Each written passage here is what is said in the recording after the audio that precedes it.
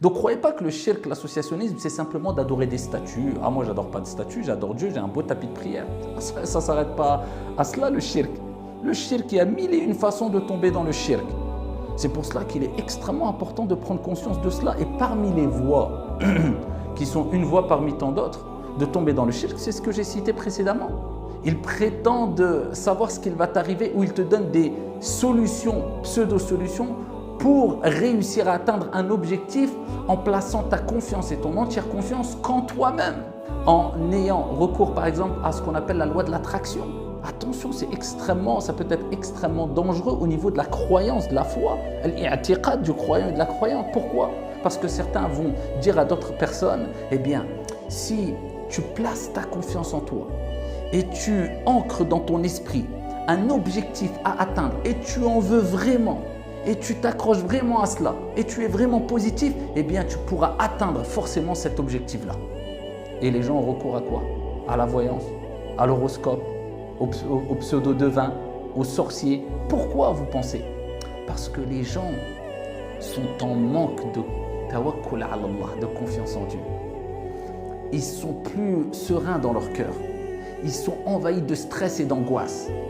Et ils ont envahi leur cœur d'une crainte de perdre cette vie d'ici-bas plutôt que de perdre l'amour d'Allah subhanahu wa ta'ala. Celui qui place sa confiance en Allah azza wa jal, Allah lui suffit amplement. Ça suffit amplement. Et ce pseudo-voyant, s'il connaissait vraiment l'avenir, le futur, mais tu crois qu'il perdrait ton temps avec toi pour avoir ses honoraires et avoir 100 € ou 200 €? En 24 heures, si tu connais l'avenir, tu deviens milliardaire. En 24 heures. Sauf si tu es vraiment le plus bête des bêtes. Même pas 24 heures, 10 heures, tu deviens milliardaire. Qu'est-ce qu'il fait ici à consulter, à faire du marketing toute la journée pour que tu puisses l'appeler et le consulter? Et Allah, il te dit de manière très explicite, dit « Nul de ceux qui sont dans les cieux et sur la terre ne connaissent al-ghaib, l'inconnaissable, ce qui implique le futur, si ce n'est Allah. Wa qudiya al-amr. Khlas. Plus rien à rajouter. Simplement, celui qui va voir un devin, un pseudo-voyant, juste il l'interroge.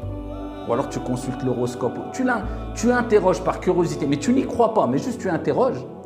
Sa prière ne sera pas acceptée pendant 40 nuits. Vous imaginez? Ça ne veut pas dire qu'on n'a plus besoin de prier. Non, on doit prier quand même. Mais toute la récompense de la prière, la valeur de la prière, elle est rejetée pendant 40 nuits. Après, bien sûr, il y a différents degrés. Celui qui va voir, par exemple, un pseudo-voyant et qui sait qu'il ne connaît pas le futur, mais il sait qu'il utilise des moyens illicites pour connaître certaines informations du futur, concernant le futur. C'est-à-dire, vous savez que le prophète nous a enseigné, comme Allah l'a mentionné dans le Coran, qu'il y a des informations qui sont transmises concernant ce qui va nous arriver demain, après-demain, dans le futur, concernant certains de ses serviteurs. Il révèle cela aux anges. Et les djinns, il y a des djinns qui viennent espionner. Et ils entendent, mais ils n'inventent pas d'eux-mêmes. L'information a été révélée aux anges. Ils volent cette information et ils partent. Et Allah envoie certains météorites, d'où les étoiles filantes, pour les chasser. Et ces djinns, quelquefois, ils arrivent à parvenir à certains sorciers, sahar, etc. et qui leur transmettent ce qu'ils ont eu comme information. Une vérité et 1000 ou 100 000 mensonges.